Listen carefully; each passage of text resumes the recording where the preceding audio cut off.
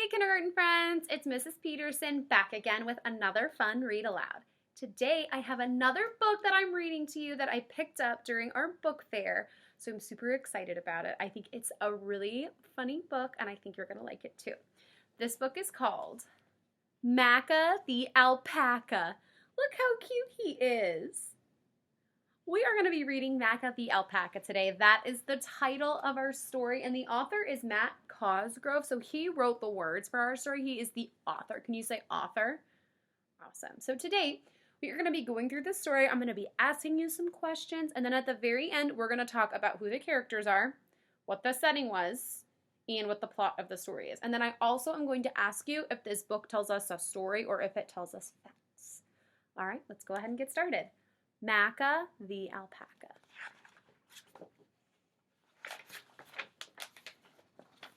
This guy is called Maca.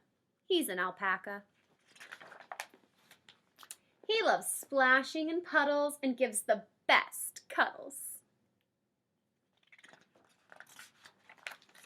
Maca's days were carefree, filled with giggles and glee until drama. A llama. So, Maca Alpaca, drama, llama. I'm hearing rhyming words in this story. We know that rhyming words are words that sound the same at the end. Maca, alpaca, both end with that aka sound. We know that drama and llama both end with the ama sound. So I want you to listen. See if you find any other rhyming words. This guy is called Harmer. He's no charmer. He's tall, strong, and woolly, but also a bully. Did you hear any rhyming words on that page? I heard some. I heard harmer and charmer. I heard woolly and bully. Those are all words that sound the same.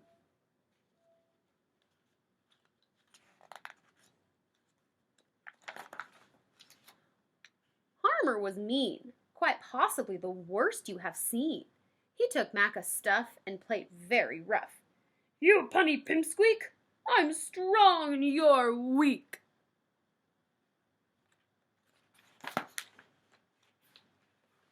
Maca said, "No, you're wrong. I'm surprisingly strong." The pair made a bet, and the challenge was set. "I'll move this boulder," Harmer pushed with his shoulder. He huffed and puffed and nudged it till it finally budged. When Maca's turn came, he just used his brain.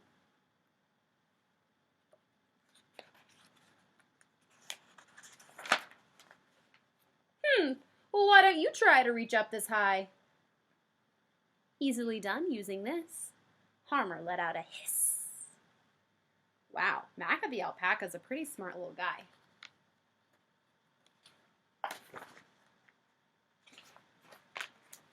Now that llama was fuming, his nasty mind zooming. "Okay, let's have a race. Try and keep pace. First the top is the best. Full stop."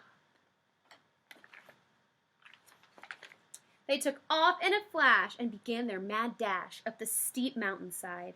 But then the roads started to slide. Being nimble and light, Maca made it all right. As he leapt to the summit, he saw Harmer plummet. Plummet means to drop or to fall.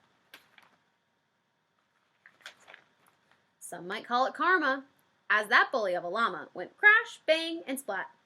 And that, my friends, was that.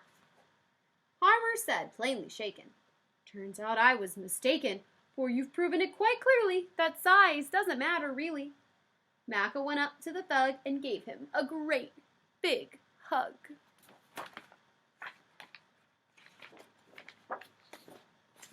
Hug.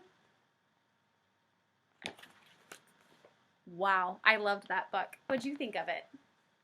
So, in that story, we heard lots of rhyming words. We know that rhyming words are words that sound the same. Can you think of any of the words that you heard in the story that rhymed? There were a lot of them. Now, what was the plot of our story? We know that the plot of our story was about Maca the Alpaca and Harmer the Llama competing with one another And we know that the llama thought that because he was really big, that he was better at Maca than everything. And we found out that that's not the case. Just because you're bigger doesn't mean you're better at it. Who are the characters in my story?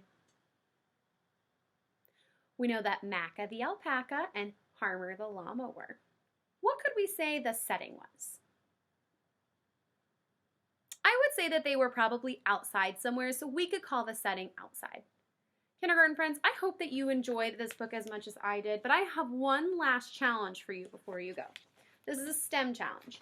In this story, we saw that Maca was very ingenious. And so on this page, we see that he made a lever using maybe a rock and then a board to get this big boulder to move. I am going to challenge you to try and make something similar. Make a little, like a lever to see if you can get something to move. All right, kindergarten friends, that's all I have for you today. Thanks so much for listening. Goodbye. Love you.